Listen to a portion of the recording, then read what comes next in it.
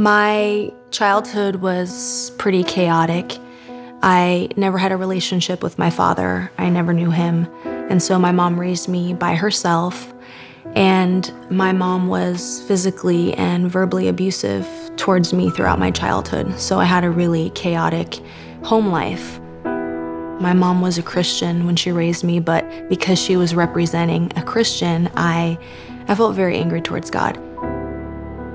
I experienced sexual abuse on numerous occasions throughout my childhood, for the first time when I was 4 years old, and then numerous times after that. At a very young age, I started struggling with an eating disorder. I think it was to try and control something because I felt like everything else in my life was out of control. I had so much pain on the inside that I didn't know how to express in any sort of words. And so cutting was a way to release that pain.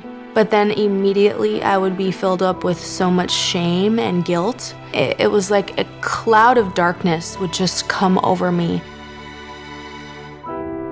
I found cocaine and crystal meth and was drinking by myself heavily and was in and out of drug rehabs and psychiatric hospitals where I was put on numerous medications and diagnosed with all kinds of mental illness. And I've been in handcuffs, I've been strapped down, I've been in straitjackets. I mean, stuff you see in movies, I lived that. Every day I thought about dying and thought of ways to kill myself, and I just remember like crying out to God and just asking, like, are you gonna help me? Because I have absolutely no hope. Finally, after another drug relapse, I had reached my rock bottom, and I heard God say to me, "Are you done running?" She needed to make the choice of if she was going to deal with the root issues so that she could be the person that she wanted to be. I didn't realize that I was rebellious and defiant until I had conversations with so many of the staff here that were willing to tell me the truth.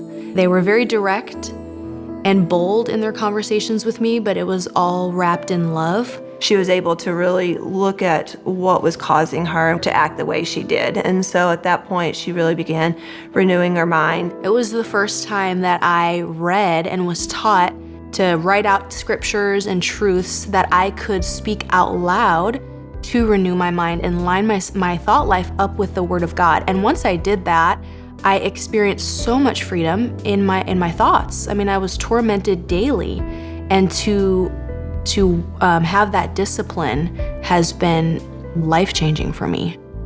So many of us have dealt with toxic thinking and lies, but if we don't know that they're lies, we're just going to continue to accept them. And so Battlefield of the Mind does a great job of pointing out what thoughts are from the enemy and then what thoughts are from God and are based on His Word.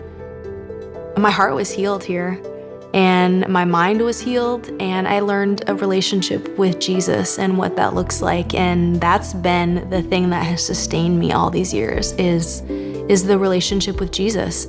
Jesus can set anyone free. Any issue, any problem, He can set you free. And so we just have to be willing to do the work.